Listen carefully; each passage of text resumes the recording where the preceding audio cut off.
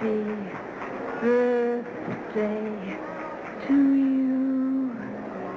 Happy birthday to you.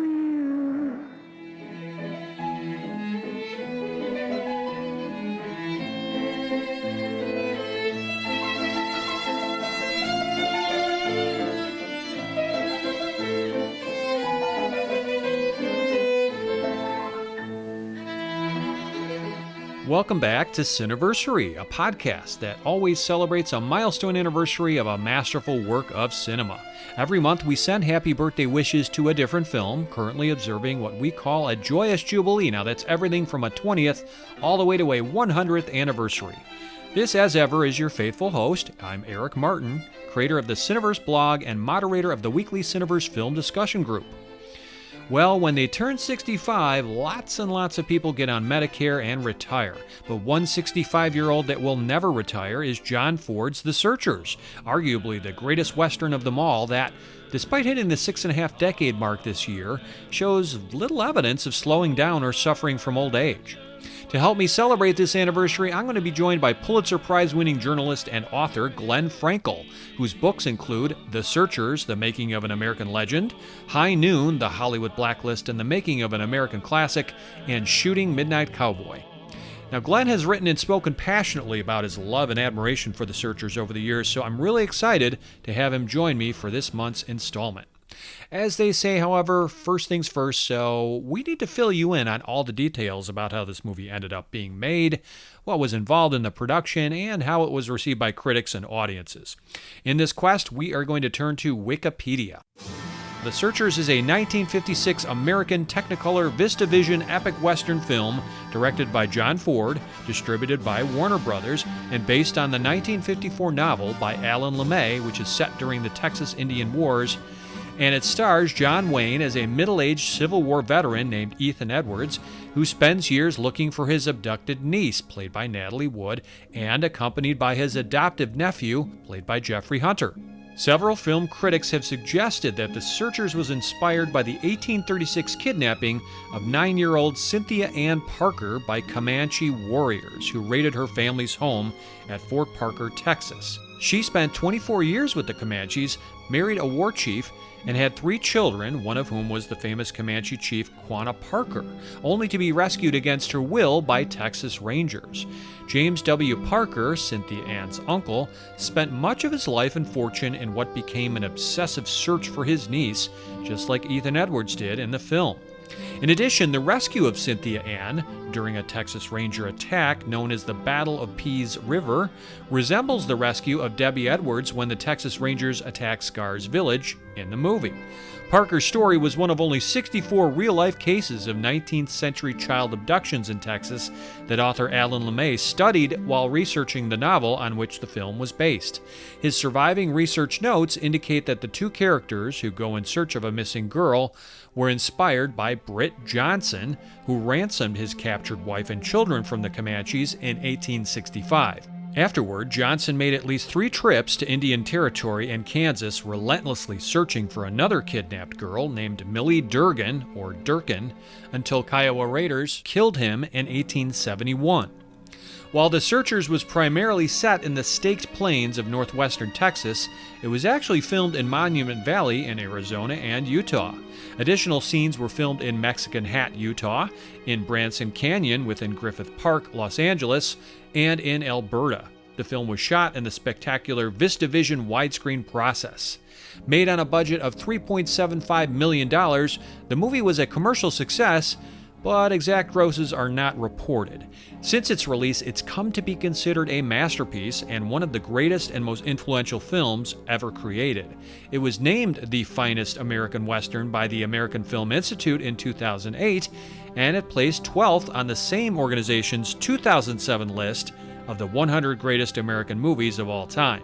Entertainment Weekly also named The Searchers as the best Western, and the British Film Institute's Sight and Sound magazine ranked it as the 7th best film of all time, based on a 2012 international survey of film critics.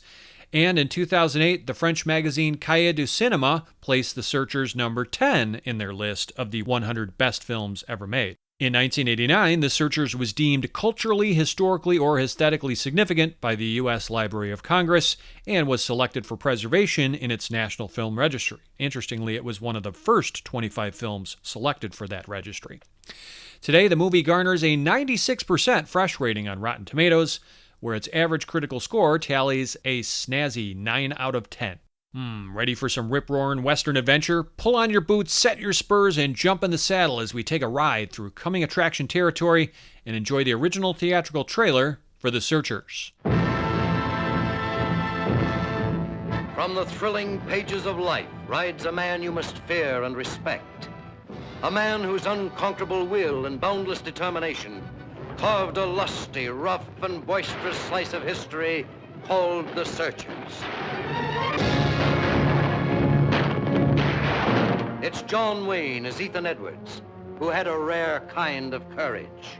The courage that simply keeps on, far beyond all reasonable endurance, never thinking of himself as martyred, never thinking of himself as brave. So we'll find him in the end, I promise you.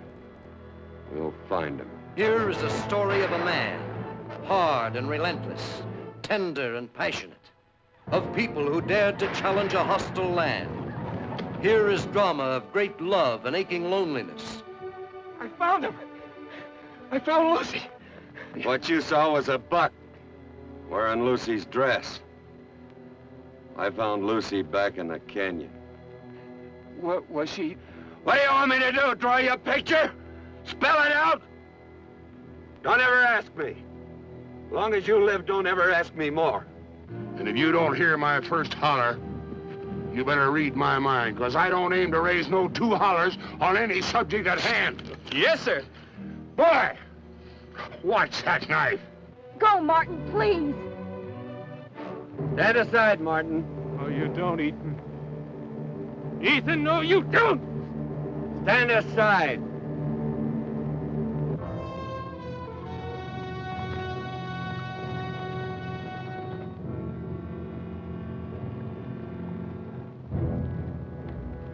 Looks like you got yourself surrounded. Yeah, and I figure on getting myself unsurrounded. Let's go!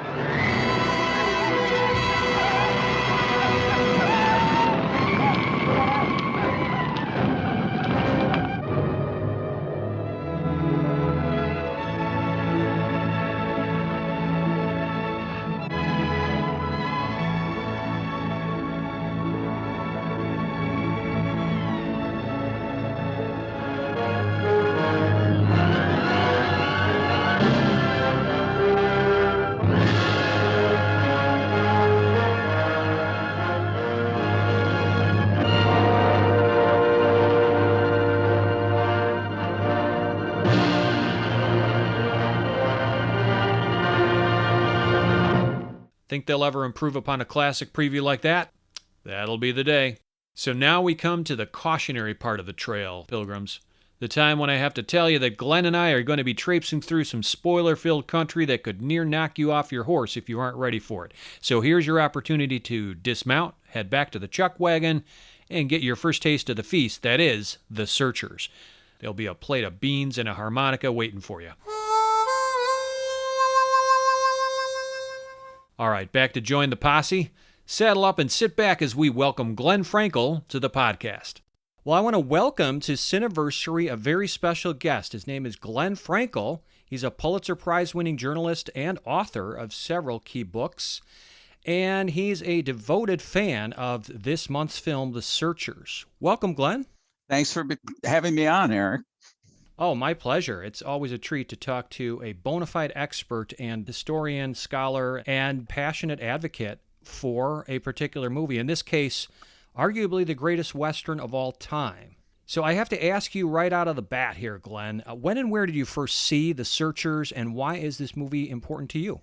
You know, I've been racking my brain. I don't think I saw it when it came out in 1956 because I was 7 years old or 6 years old at the time. I think I saw it first in a kind of carved up version on TV in one of those Saturday night at the movies deals. Eventually, I saw it at Columbia University in 1969, the first year that Andrew Sarris, the great Village Voice film critic and auteurist, gave a course in film studies at Columbia University. I know I saw it then, and I know that was my first real sort of adult version of it. I think of it as not only the greatest Western ever made, but really perhaps the greatest Hollywood movie ever made. Wow. It certainly ranks up there on my list for reasons we'll surely go into. And, you know, I'm not the only one. It's I may be crazy, but there are some other people like Steven Spielberg and George Lucas and Martin Scorsese also saw it when they were teenagers for the first time. And I think each of them cites it as perhaps the most influential movie on their own work. So I'm in good company here. Absolutely right. I mean, you bring up a great point, which is it's not just revered as in the Western genre, but just as a Hollywood film and to its own. And that's reflected in the American Film Institute's list of top 100 movies, last published in 2007, I want to say. I think this ranked number 12, so it's very high in esteem across the circles of the literati, academia, critics, and fans, for that matter, right? Yes, there are a lot of fans who love this movie. I mean, when it first came out in 1956, it was just considered another, you know, great cowboys and Indians movie starring John Wayne, who was the biggest box office attraction then and for many other years. The subtleties of it and the artistry of it has only emerged, I think, over generations. It was nominated for no Academy Awards at the time. That's right. You know, both John Ford, the director, and John Wayne, the great star, were disappointed in the way it was received. Made good money, and you know, just was kind of accepted, and they each went on to other things. But it has endured for many reasons. Absolutely. Yeah, for my part, I first caught The Searchers in 1990, if I can recall correctly, when it was being screened to students by the film department at my friend's college. I recall, Glenn, I was really intrigued by the fact that at the time, you know, here's a bunch of young adults my age who were paying serious attention to an old Hollywood film. This was an early case of, wow, you know what? These older movies really transcend generations. It really struck me. And, you know, they were sitting in the audience and there was no snark. There was no ironic comment. People weren't snickering at the screen. You know, I was a cinephile by that time, but I was the perfect virgin viewer for The Searchers. And it really opened my eyes to the possibility of cinema and the unique vision of a director. That was the one and only time I had seen this film projected on a big screen. It had to be absolutely fantastic in VistaVision back in 1956, I would imagine. And I know you recalled seeing it on the small screen yourself, but I can tell you that it does make a difference watching this widescreen epic on a larger screen in a theater setting. There's so much visual information to take in, and a view of The Searchers should not be undertaken on a small TV or your smartphone, for that matter, right? I mean, this is something that should be explored in as large a screen as you can possibly get. Yes, it's made for the big screen. It's in beautiful VistaVision. The colors are quite real. They're not your standard, I don't know, Doris Day rom-com colors. We're out in Monument Valley, which is a stark, beautiful, frightening place in many ways. John Ford takes full advantage of that. Yet also Ford is a master of moving between this sort of obliterating, you know, monumental landscape. And at the same time, he takes us inside little ranch houses and teepees and little places. And suddenly we're in very intimate settings with people trying to survive and live their lives.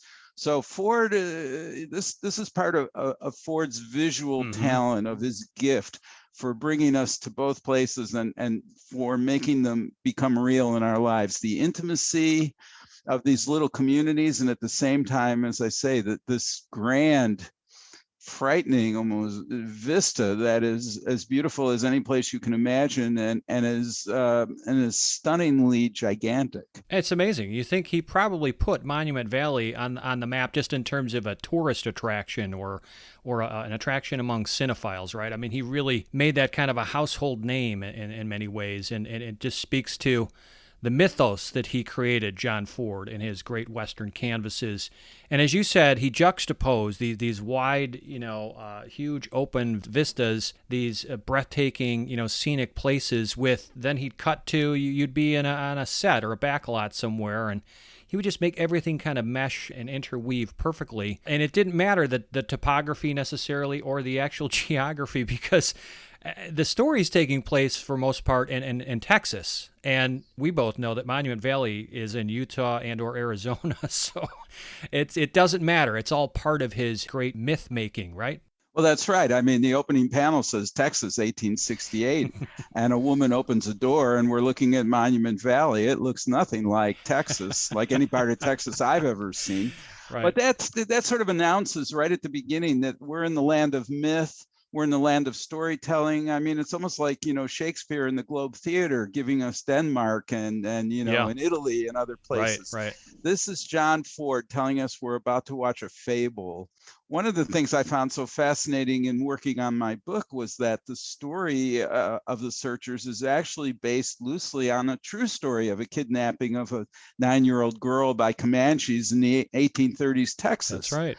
And so it's a jumping off point. And her story became a sort of frontier legend. She was captured, taken away, kidnapped in 1836, then re-kidnapped or retaken by, U.S. cavalry and Texas Rangers in 1860. Crazy. And so this captivity narrative, if we'd been raised in Texas, we would know it well because it's taught in school there. Yeah. It's part of the middle school curriculum.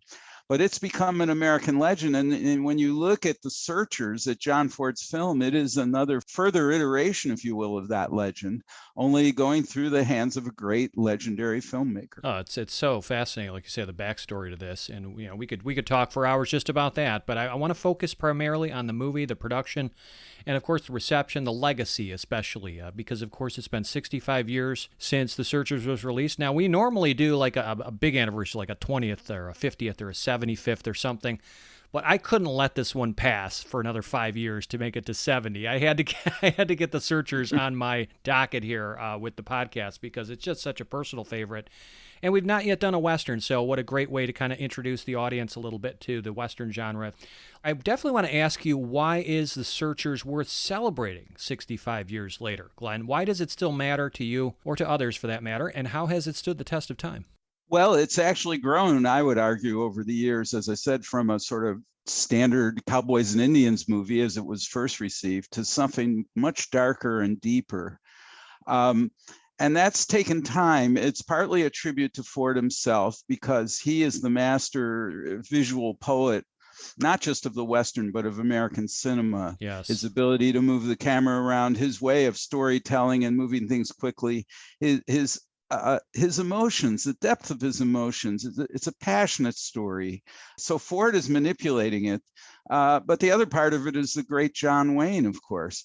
Wayne is someone who I think a lot of us lost touch with perhaps in the 60s and 70s when, after Ford, the great directors he had worked with early in his career like Ford and Howard Hawks had moved on, and Wayne took control of making his own movies for the most part. And we think of him as a sort of aging, toupee wearing figure, blustering his way through a number of movies. But before he was that John Wayne, that sort of John Wayne Incorporated, he was one of the, I would argue, one of the great Hollywood actors, and someone who built his own career. And in Searchers, he's challenged in ways that we've never seen him before. He brings to the screen this sort of heroic Western figure that we're all familiar with, the taciturn, lonely man of violence, Indian fighter, knowledgeable about Indian lore, all of that makes him a classic figure that goes back to James Fenimore Cooper, perhaps, and even earlier. Yet at the same time in Searchers, he's a very troubled figure, and Wayne's ability to show both his great skills and his charisma, if you will. And then we begin to slowly realize how complicated and difficult a man he is. Yeah. He plays the uncle, Ethan Edwards, the uncle of this 9-year-old girl who's kidnapped by Comanches, along with her older sister. And he goes after the Comanche raiders to try to get her back. But we realize quite quickly that his ultimate mission isn't just simply to return her to her family. In fact, that's very low down his list. His mission is one of vengeance.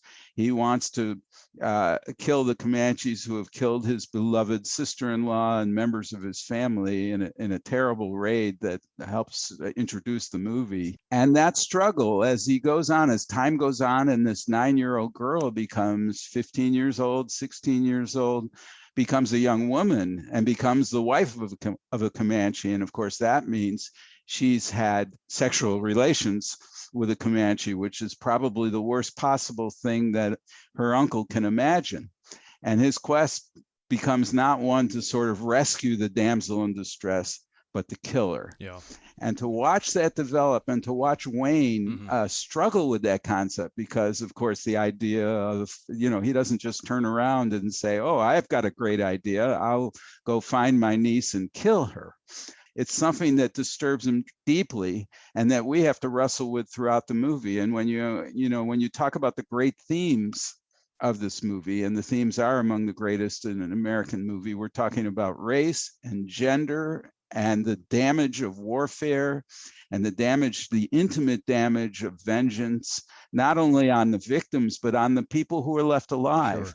And Wayne, I would argue Wayne's role in this, Wayne's wonderful performance captures all of that. And so we've got John Ford at the height of his powers and John Wayne at the height of his. And I think those are the things that made the movie a great movie then. And that, we can't, it's hard not to notice and hard not to be swept up in what they bring to us. Absolutely. No, you phrase it so well. And I just want to riff on what you were saying here in answer to this question.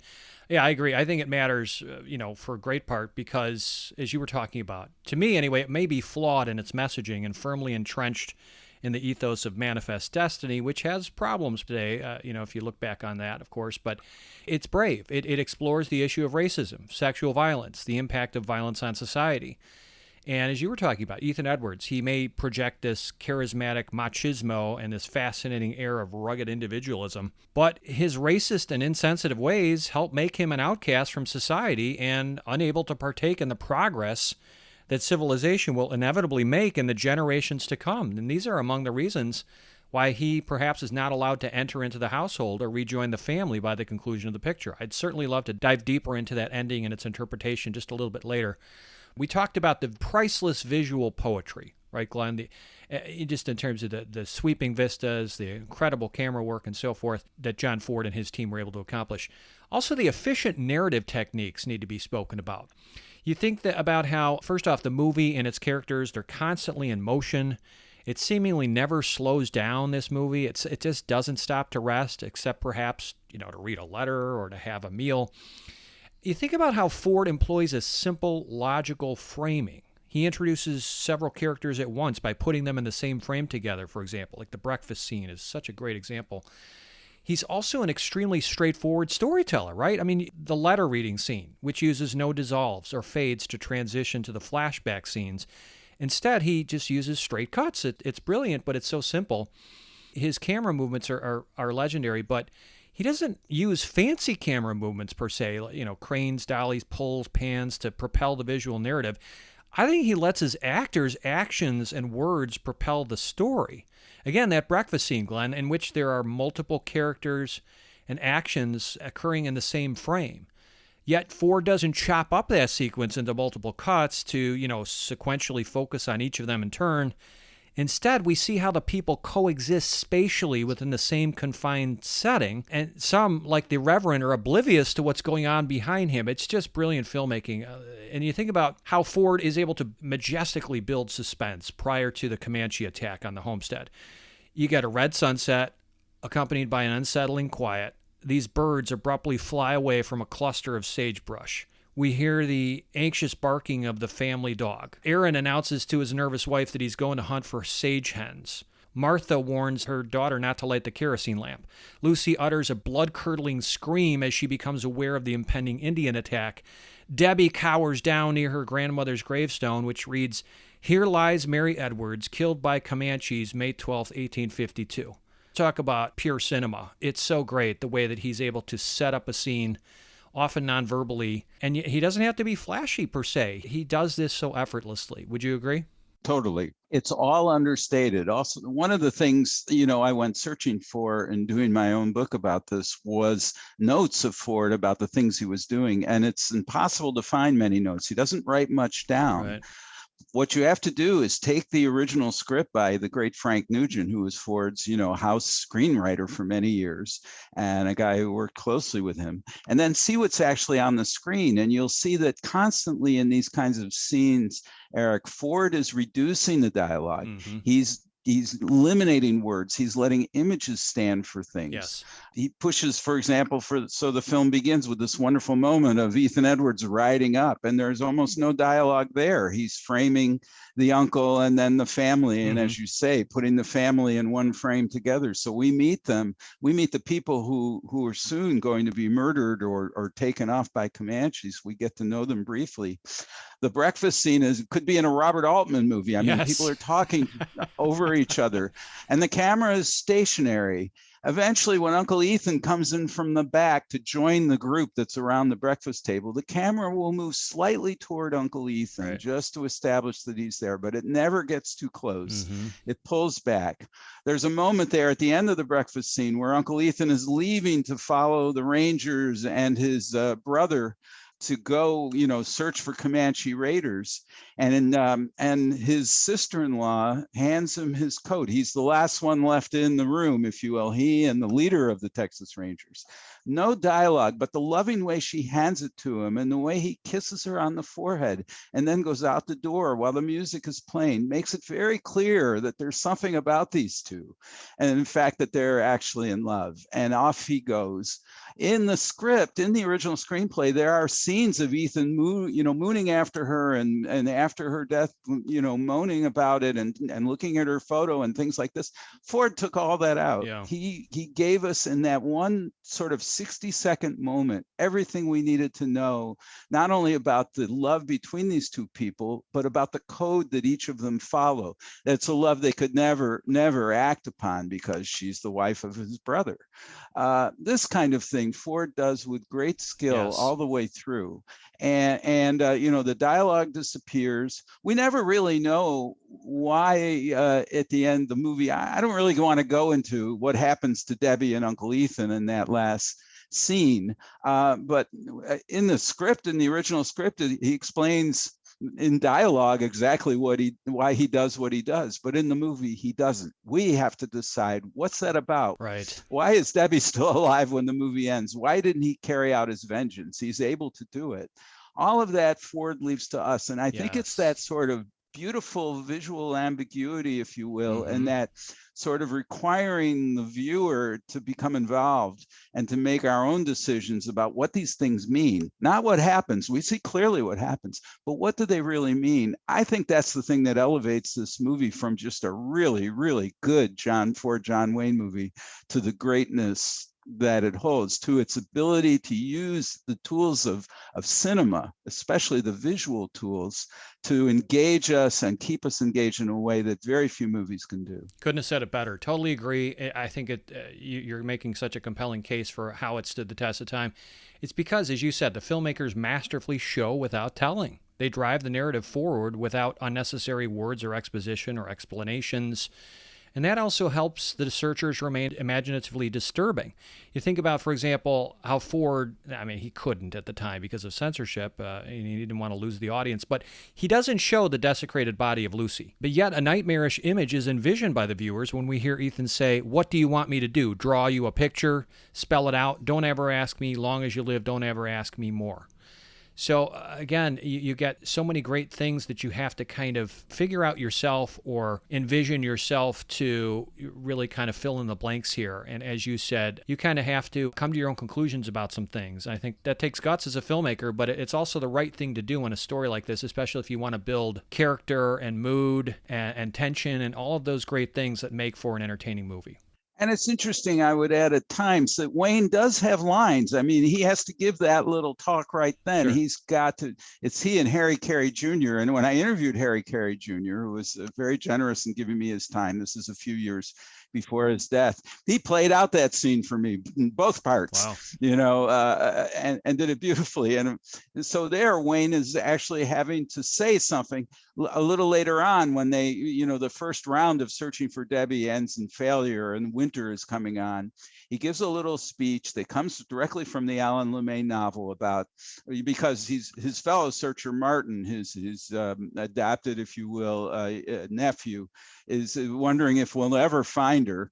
And he says, yeah, we will. Maybe not now, but, and in a Comanche will run and then until he believes he's not being chased anymore. Right. So we'll find her. And it's a beautiful little moment. And it is dialogue, and Wayne delivers it with grim certitude. Yeah, it could be the quote of the movie, as sure as the turning of the earth. I mean, it's so eloquent. We'll find her. And in fact, it was used on one of the posters. He goes out to find her, That's something like that. Yes. So Wayne is up to that problem. Wayne is up to handling the dialogue when it arises, but so much of this avoids the dialogue. And we see incidentally, the growing sort of partnership between these two figures, the older, Indian fighter who's out there to seek vengeance, and the younger man who has a drop of Indian blood in his background. Martin Pauly is his name. He's played by Jeffrey Hunter, who I think is very good in this role. Yes.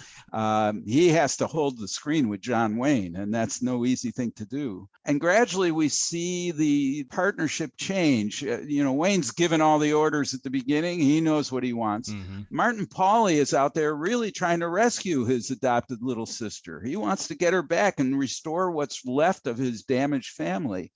Wayne has no interest, Ethan Edwards, Wayne has no interest in that. He's out for vengeance. But gradually we see the power dynamic change and Martin become the dominating force in that relationship. Yes, that's true. Again, the psychological subtleties of this movie. I mean, yes, it's about race and gender, and in some ways it's old-fashioned about these things. And it's the Indian killer going out there. Ford gives us the sort of old-fashioned, icons that we're used to in a Western.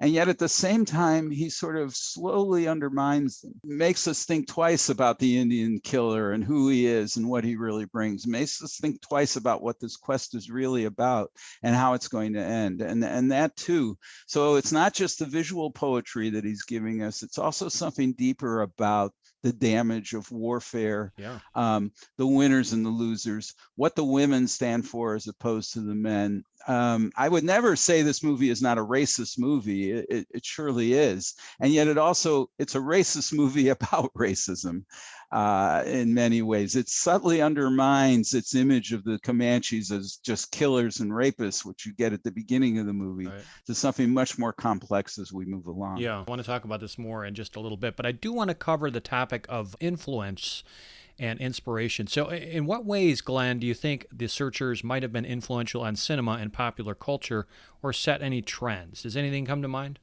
Well, I think the main thing is this generation that it influenced who came along, again, Scorsese, Lucas, Spielberg, all of whom grew up with this movie, loved it, were thrilled by it in the same ways I was. We see a number of movies that emerge from this that are very influential. For example, Scorsese's Taxi Driver, absolutely, which he's thinking of when he's making Searchers. Paul Schrader's Hardcore in 1979 about a father searching for his daughter in New York. So this is kind of the New York version of it.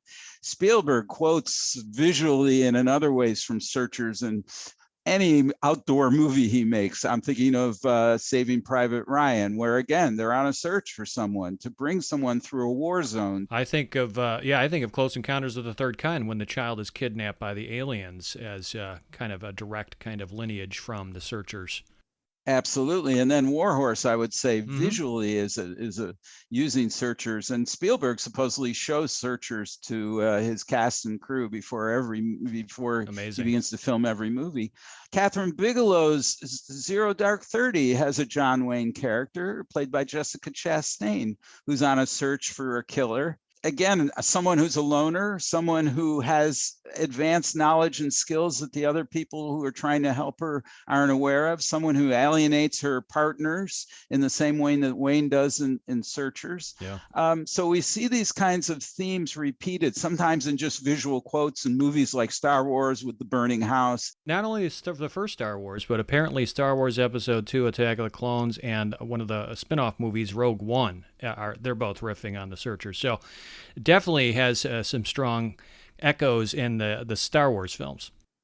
And also, I think the Western faded in the 60s for a number of reasons, but there have been Westerns all through the period, including, and I think of John Ford's own The Man Who Shot Liberty Valance, which is another film where Ford undermines the basic myths of the West. Sam Peckinpah's The Wild Bunch, Clint Eastwood's Unforgiven. Sure. I mean, these are movies that are all informed by Searchers, that all try to pull off the same difficult trick, if you will, of giving us the gunfighter, giving us the violence, the use of violence to settle civilization, yet at the same time undermining the morality of these kinds of deeds. These are all films that learn from Searchers. There's a great quote from film critic Stuart Byron, who once declared that just like all modern American literature comes from one book by Mark Twain called Huckleberry Finn, in the same broad sense, it could be said that all recent American cinema derives from John Ford's The Searchers. That's so interesting. Yeah, I mean, you think about like how this might have paved the way for future Hollywood films to explore controversial themes. You were getting into this, like bigotry, racial hatred from both whites and Native Americans, as well as extreme violence, both off-screen and on-screen, such as rape, miscegenation, pedophilia, genocide. I mean, this is dark stuff. And even for 1956, they're skirting around the edges, of course, because it's a censorship era, but again, dark stuff. And would you agree, Glenn? I mean, The Searchers does as an early example of a revisionist Western that recasts the lead or hero as kind of an anti-hero. Ethan can be both good and bad, black and white, psychologically complex and flawed, with dark and bigoted undercurrents to his character. So you compare that to, a lot of the roles that especially John Wayne had earlier in his career, of course, with John Ford, and even before. You think about like Westerns from the 20s to the 40s, which often dealt with simpler messages, less complex protagonists, examining themes like, man versus nature, justification of manifest destiny, good cowboys versus bad Indians, rugged individualism. These themes are still prevalent in The Searchers to some extent, but the message and the tone, to me anyway, they're muddled because of Ethan's driving hatred and prejudice.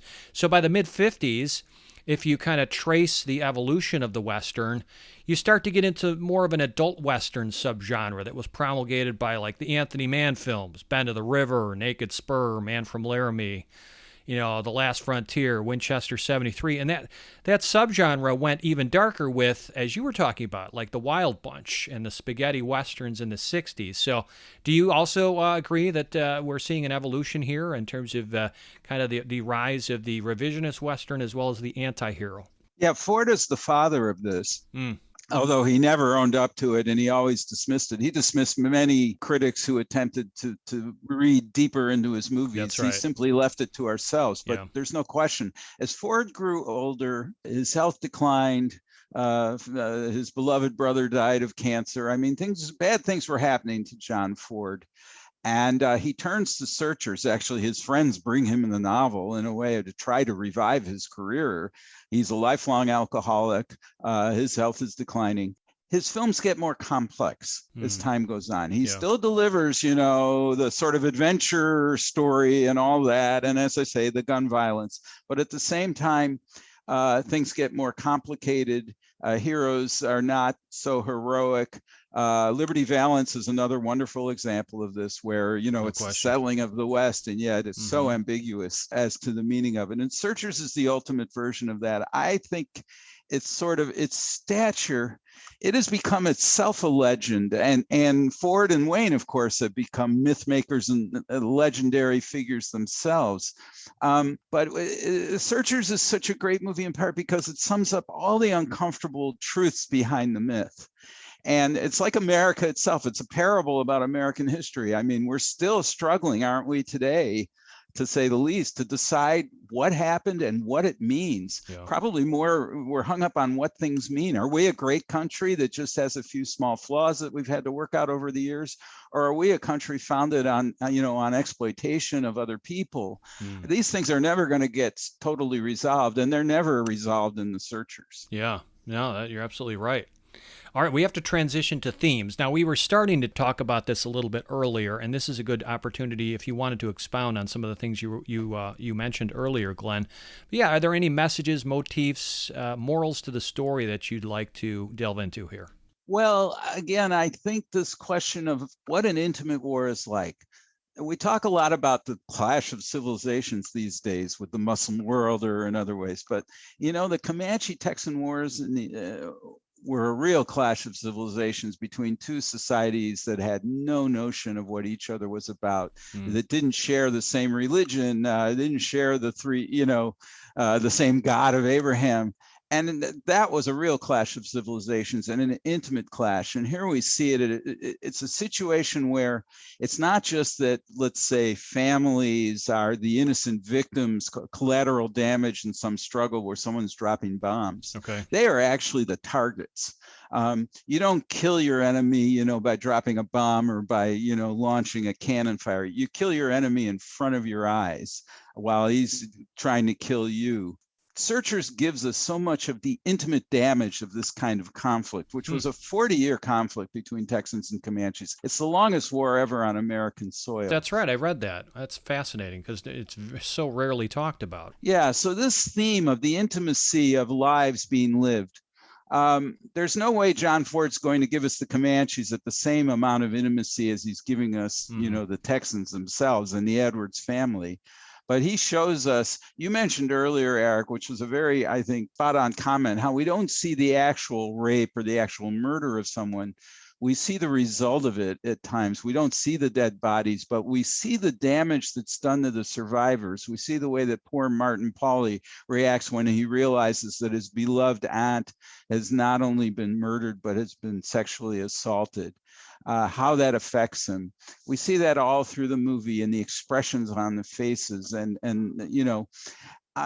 so those kinds of things, the themes of damage, the themes of warriors seeking to commit more damage in order to take vengeance. It's not only Ethan Edwards, who's, again, his beloved sister-in-law has been raped and murdered.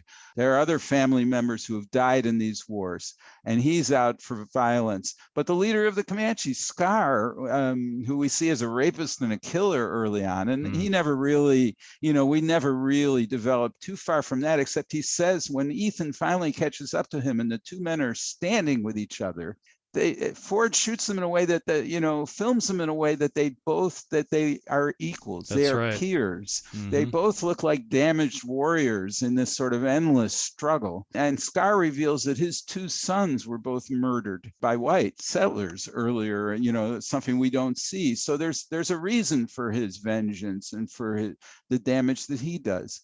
And so those themes, I think, are about warfare and the struggle, if you will, between violent men, the macho men with guns, trying to do the most damage they can to each other, as opposed to what Martin Pauly, the other searcher, the representative, if you will, of the women in the community, the women, including his Aunt Martha, who, as he says, would have, only wanted him to rescue her daughter Debbie, would never have countenanced the idea of Debbie being killed because she'd been with Comanches. So Martha's spirit becomes the opposite of this. And it's interesting. People miss that. I mean, you see this cowboy and Indian thing going on, and even some very smart critics like Susan Faludi, the great feminist critic, saw this as a macho sort of slugfest, and she missed all the subtlety of what's really going on here and who wins in the end. And the winners in the end are Martin Pauly, are restoring Debbie to her family. The losers are Scar, who's dead when the movie's over, and Uncle Ethan, who, as you pointed out earlier, is not allowed back into civilization, into the civilization he's helped create, if you will, with his violence. Yes. And yet at the same time, there's no place for him in it. So those are themes that I think are the sort of overriding themes that we can pull out of the movie, but at the same time, there are other ugly things going on in the movie that work against some of this. For example, and we could get to this later, but let's get to it now. Martin, at one point in this search for Debbie, Martin and Ethan come across this group of Comanches, and Martin ends up inadvertently having a Comanche woman who thinks he's traded for her. Yes. And that she follows them around. Her name is Look, and she follows them for a day or two, and she makes them meals. And, and Ethan has great fun with this. Mrs. Polly, he calls her. And there's mockery. And then at one point, when Look tries to lie next to Martin or next to in the campfire, he pushes her away and then kicks her down a hill, and she falls, rolls over and over. And Ethan laughs at this. This is, the humiliation of this is funny to him.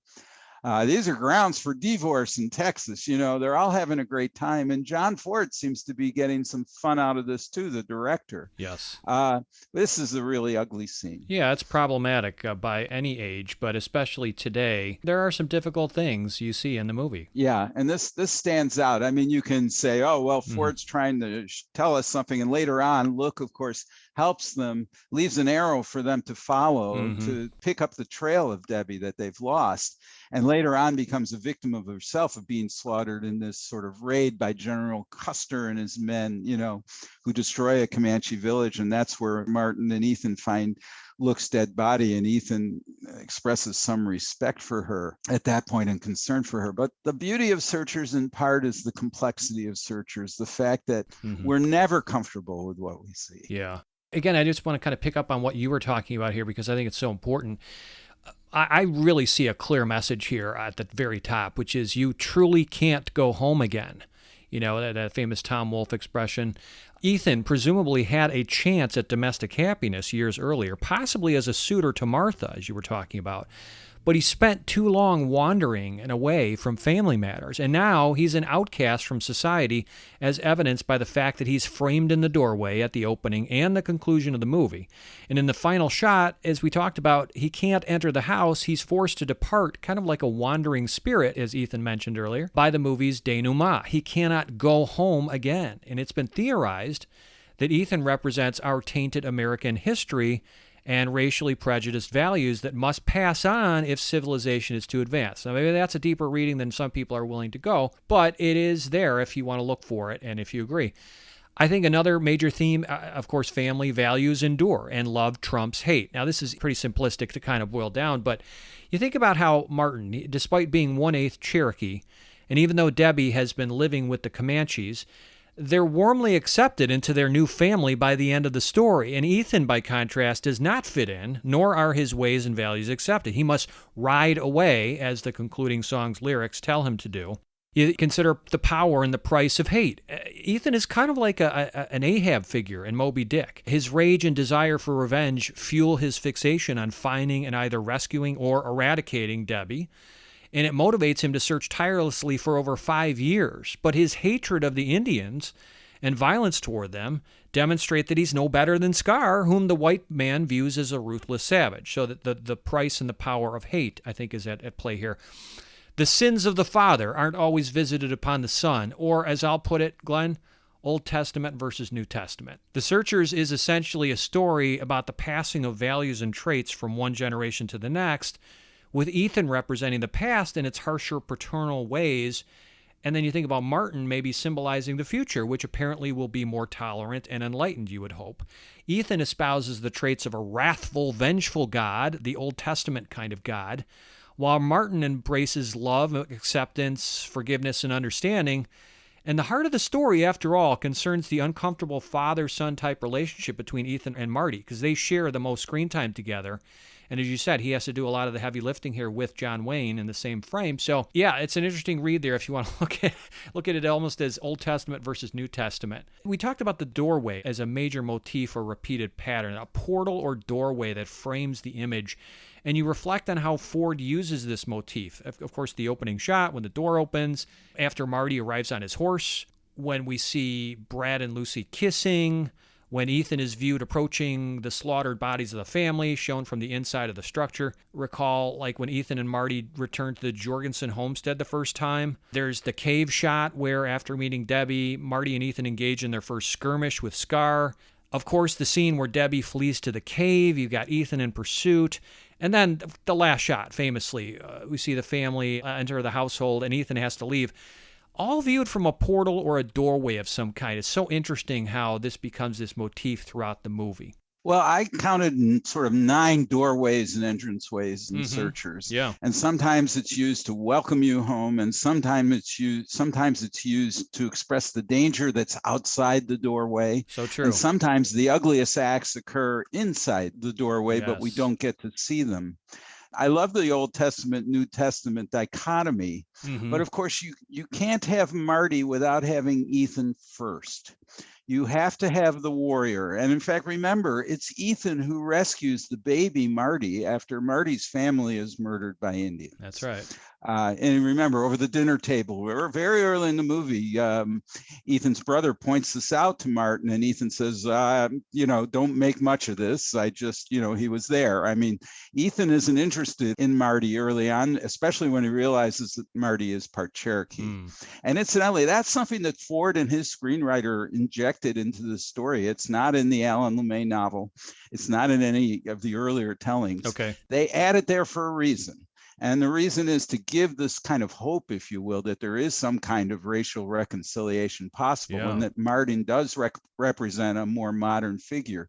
But the only other thing I'd throw in there is, remember Debbie in that last scene, yes, she's embraced by her aunt and uncle and welcomed into their house, and Marty and his girlfriend come roaring in. But look at Debbie, look at that sort of unhappy, uneasy expression on her face. She's told us earlier that the Comanches are now her people.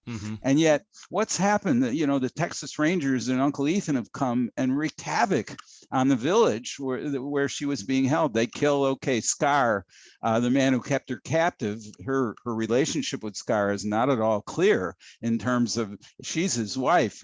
What feelings she may or may not have for him is unclear. She's an ambiguous figure, as was Cynthia Ann Parker, the original Debbie in Texas in the 1860s.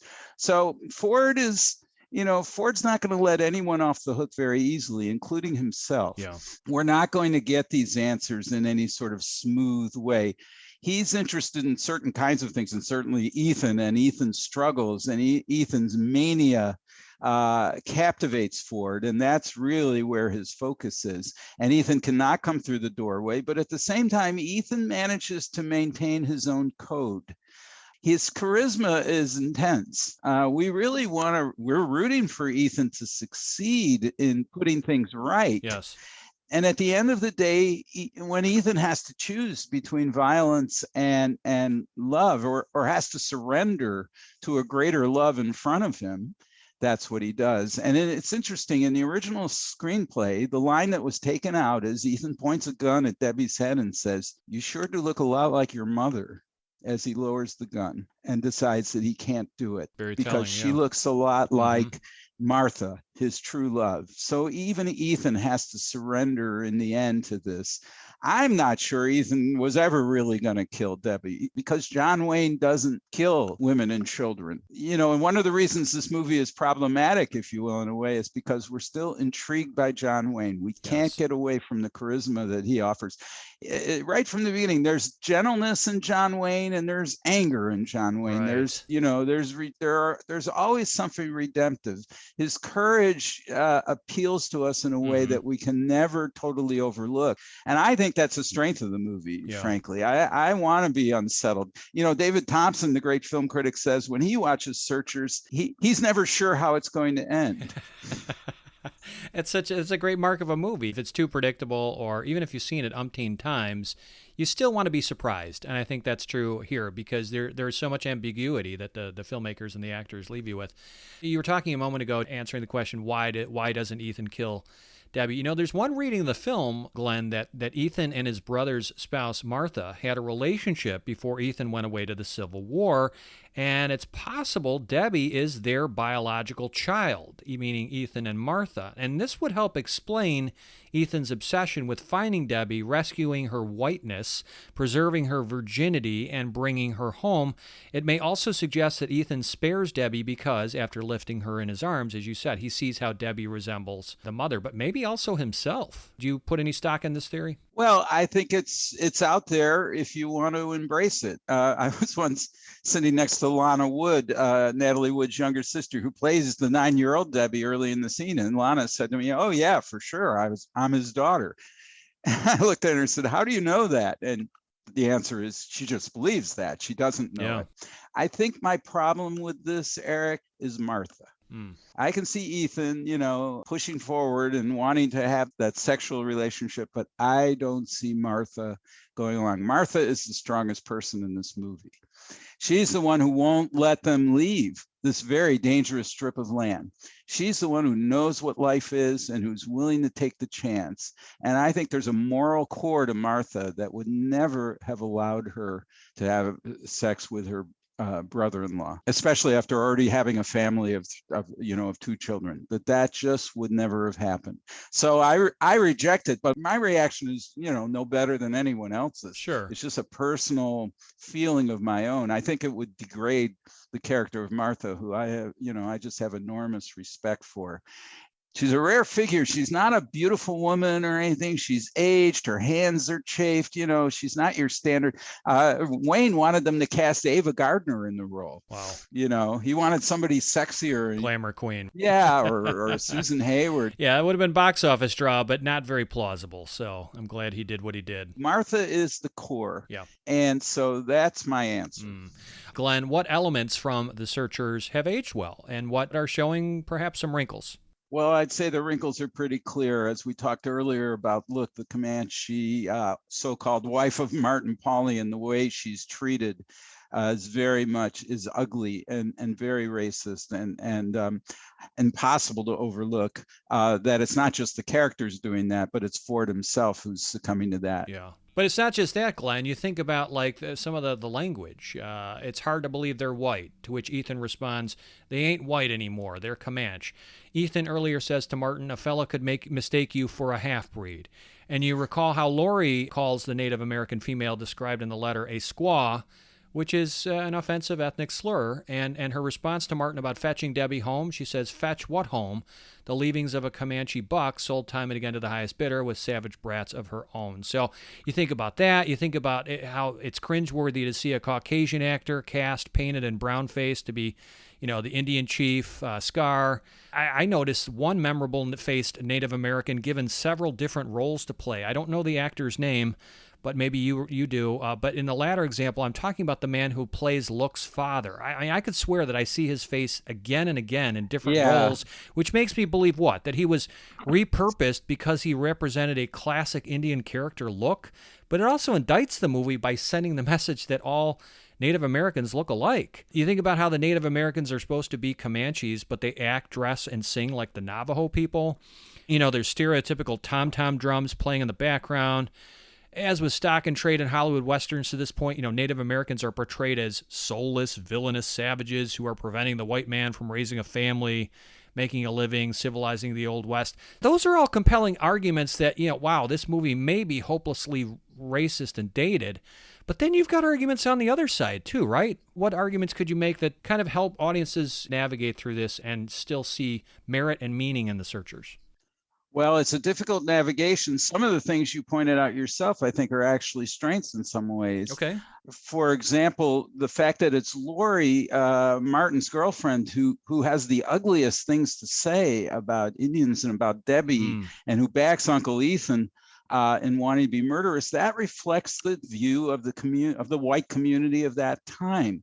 That hatred, for Laurie in her wedding dress to spout this ugly hatred shows you this isn't just an exceptional view that Uncle Ethan has about Indians. This is something that the white community, that the white settlers basically agree on. There's no argument here. And that's, I think, very revealing and insightful in its way. So you've got some of that.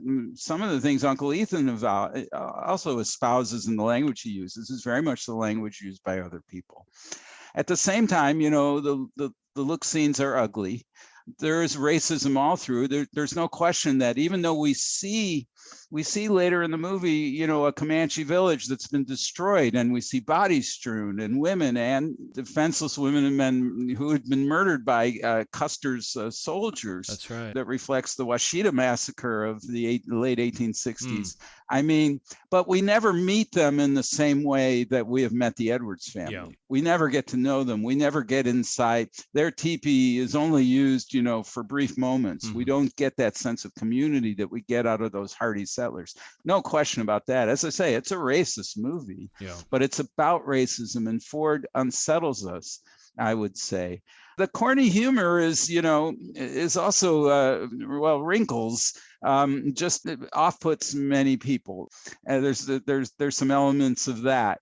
At the same time, though, again, I think the overwhelming intimacy of the movie and the sexual undercurrent, whereas, little is said, but when he says, well, she's been with a buck, that sort of thing, Yeah. Ford brings it right to the surface. Sure. This is a quest for an honor killing of someone who's had sex, with Native Americans, and therefore has to die, can't come back. And that's a very real attitude that people had. A fate worse than death is what they called it out in the West. What is a fate worse than death? What's mean kidnapped by Indians and forced to have sex with them. And that's right out front in this movie. And so it's ugly, but at the same time, it's very real. Mm-hmm. Yeah, it's interesting because it's reflecting, some of the mores, values, and beliefs of that time in American history. But it may also be reflecting audiences' views of the 1950s to some extent, and maybe challenging audiences to confront some of their own views. Well, Eric, movies, whether they want to or not, will always are a great looking glass into the time they're made. Sure. And that's true of Searchers like everything else. Right. People have tried to read wonderful racial reconciliation in Searchers because, after all, it was filmed just a year after Brown versus the Board of Education. That's a good point. But I don't necessarily buy that.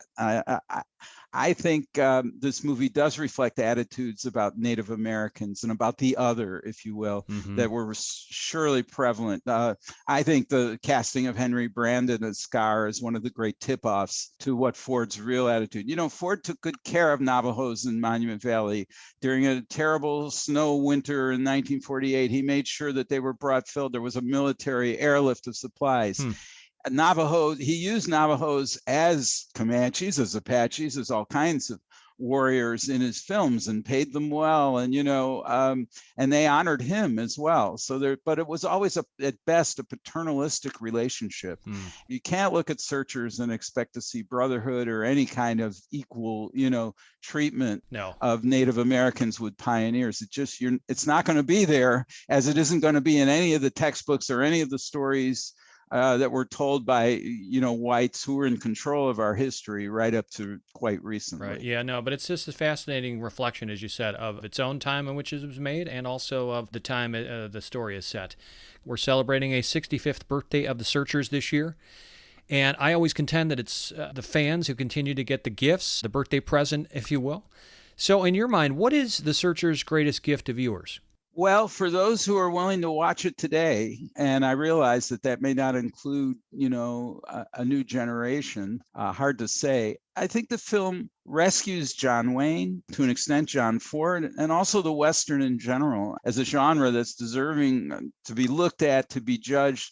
You had mentioned earlier how Westerns in the 30s and 40s were often more simplistic, probably in their moral characters. But nonetheless, I think those Westerns deserve to be looked at again. A Western like Ford's Stagecoach, other films from the 40s, Red River, another great John Wayne movie.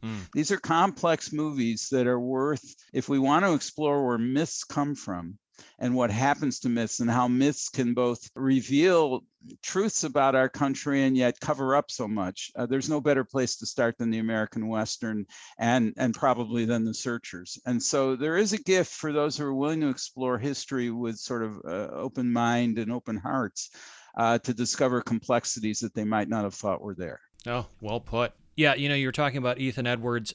I agree. I think one of the movie's greatest gifts is this fascinatingly complex character of Ethan, as wonderfully portrayed by Wayne.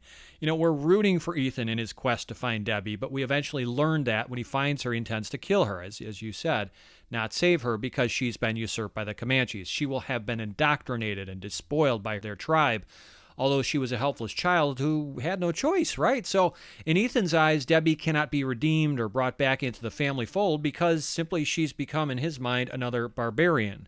Yet by the end of the movie, Ethan's love conquers his hatred, and he brings Debbie back to her new family alive. So, as you said, he needs credit for that. Now, you think about Ethan. He's served in the Confederate South, which by this time had lost the war. Now, it's possible that Ethan is a frustrated man driven by racial prejudices. He's refusing to surrender or admit to a lost cause. I think that makes sense to me. And he's intended to be this symbolic opposite of Scar, yet he ironically parallels Scar in that they're both capable of violence and discrimination. And that suggests that intolerance has no color. It's also ironic that Ethan speaks Comanche and is familiar with their culture. Glenn, a second greatest gift is that The Searchers leaves many mysteries unsolved and creates intrigue in the viewer, who must personally search for answers to many questions. What are those questions? I wrote them down, as many as I could think of, but some of them are obvious, some of them are a little more obscure. But you think about, what was Ethan's relationship with Martha? Could Debbie possibly be their daughter together? So that one rises to the top. Why does Ethan hate Indians so much? What personal traumas have they caused him? How and why does Ethan know so much about Native American culture and language? Where has Ethan been for 3 years following the end of the Civil War? I mean, is he a wanted man? How did he get those freshly minted Yankee coins? How does Ethan know Martin's mother? Why would Ethan spend 5 years of his life hunting a girl he plans to kill? Why does Debbie change her mind and agree to leave with Marty when earlier she expressed her desire to remain with her tribe? Does Ethan ultimately spare Debbie because she resembles Martha? What happens to Ethan at the end of the story? Why does he not enter the house like the others? So these ambiguities and others, to me, they make The Searchers infinitely rewatchable and perpetually rewarding for repeat viewers. It's the fact that Ford and company do not attempt to answer the questions necessarily. You have to figure things out for yourself to come to your own conclusions. It's a great gift. What's the future of this movie? What legacy does The Searchers have? So in another 65 years, we won't be here, Glenn, but who's going to be watching and talking about The Searchers? So hard to say. I mean, clearly students of film are the ones who rescued The Searchers from obscurity in the 60s and 70s. They were looking to rescue golden Hollywood movies, for one thing, and they discovered the great artistry of films like The Searchers. I think Searchers is always going to lead the way, along with some other Ford movies, along with Alfred Hitchcock movies, with some of the great artists of the golden age of Hollywood. I think those movies are still going to be with us in 65 years, though I wouldn't pretend that they will have as broad a following as they do now. Yeah. I think it's difficult. I think movies themselves are changing so rapidly. What a movie is, what a movie can do, what it can't do, has actually become in some ways much more constricted now than it was in the era when people like John Ford were doing their magic. Yeah, so interesting. Yeah, it'll be interesting to see what future generations think of The Searchers, or to what extent. So appreciate your input here. I want to ask you before we conclude, is there anything you're currently working on, Glenn, that listeners should check out? Is there a recent book or a new project you are getting prepared to do? Well, after having done making of the movie books about The Searchers and High Noon, in which I just, explored the making of the movie set against the backdrop of the Hollywood blacklist, which was occurring at that time and had direct impact on High Noon. I set out to make a more modern story, and I took Midnight Cowboy, the great 1969 John Schlesinger movie with John Voight and Dustin Hoffman. What a great pick. Winner of Best Picture, in 1970, and really one of the most iconic and barrier-breaking movies of that time. No question. Schlesinger isn't often considered in the same pantheon with Scorsese and Spielberg and some of the other great new Hollywood directors. But Midnight Cowboy, I would argue, is, as I said, as barrier-breaking and as important and iconic as any movie from that era. And I've done that movie in the context of New York in the 1960s and of, changes in popular culture, in movie making, all of that. It was very rich and a lot of fun to do. And that book is out now. It's called Shooting Midnight Cowboy. It's got a long subtitle, Art, Sex, Loneliness, Liberation, and the Making of a Dark Classic. But it's not a doorstopper of a book. It covers a lot of ground, and I had a lot of fun doing it. I have another project in mind. I've gotten a grant from the Biography Center, the Leon Levy Biography Center in New York, to do a book about Brian Epstein, the manager of the Beatles. Fantastic. And the man who really helped create the Beatles or deliver the Beatles out of Liverpool into us in America and to a larger audience. Yeah, his story really deserves to be told to a greater extent. So that sounds like a fascinating subject. And when do you plan to have that one completed by? That's a really good question. First, I got to get back to Liverpool and London. I did research on this book many years ago, Right. put it aside for a number of reasons, but during the pandemic, I dug out my boxes that were in my attic and I'm back on it. It's going to take a couple of years. I think he's a great figure, and it's a chance to retell that sort of wonderful discovery story of the Beatles and their rise. I mean, it's one of the great, talk about legendary stories of the last century. So Sure. I'm very excited about it. It'll keep me busy. It'll overwhelm me in all kinds of ways, but there you are. You're transitioning from the Cowboys to the Beatles. That's awesome. Yeah, you picked some great subjects to write about, and we're looking forward to that. We'll be checking out that Midnight Cowboy book, too. Boy, one of my favorite films. Well, Glenn, thank you again for taking the time to talk with us. So appreciate your insights and opinions and expertise on The Searchers. Well, Eric, thanks. I mean, you know a lot about this movie yourself, and you raised all the right questions, and it was a lot of fun. Thank you, Glenn, and best of luck in your future projects. Thanks very much. You know you're in good hands when you're talking to a real expert, folks, a film scholar and esteemed journalist who knows what makes a particular movie tick, right? In this case, The Searchers and Glenn Frankel. Hats off to you, Glenn, for being our trusted guide on this month's journey. Okay, standing ovations time. This is where I give a shout out to a book, TV program, website, podcast, film, or other work that I think would be of interest to listeners like you. This month, we're going to take a bit of a musical detour in our recommendation. If you've not yet caught Summer of Soul, or When the Revolution Could Not Be Televised, you are missing out, people. This brand new feature-length concert film documentary, directed by Questlove, that's the band leader of Jimmy Fallon's The Tonight Show, serves as an astounding 2-hour highlight reel of the 1969 Harlem Cultural Festival, which took place during the same summer when Woodstock stole all the media attention.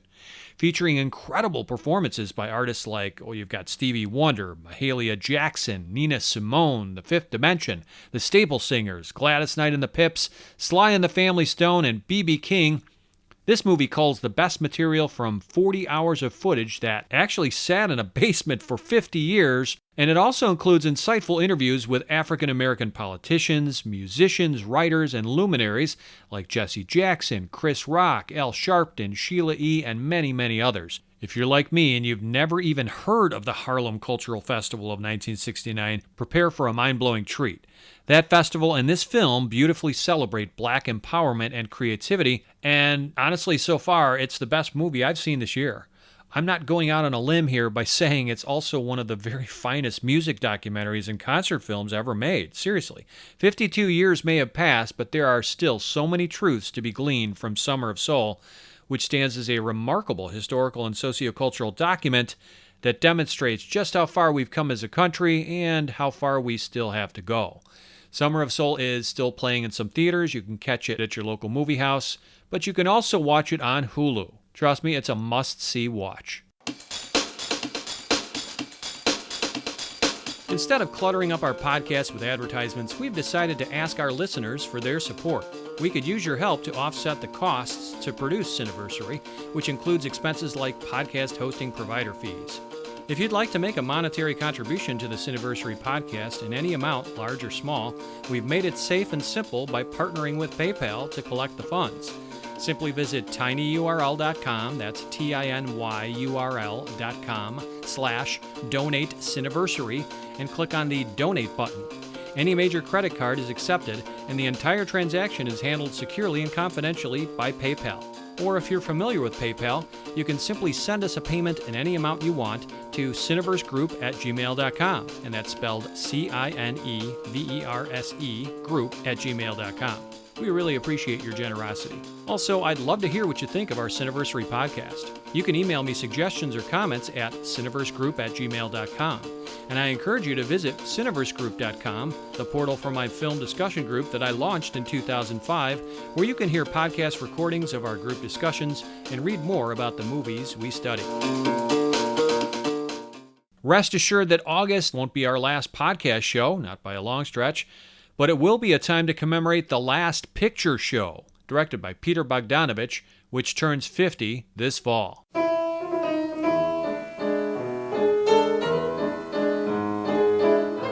Until then, this has been your humble host, Eric Martin, reminding you to butter up that popcorn, live a big screen surround sound life, and cherish those classic movies because, nope, they're not getting older, they're getting searchier, which in Western movie parlance simply means better.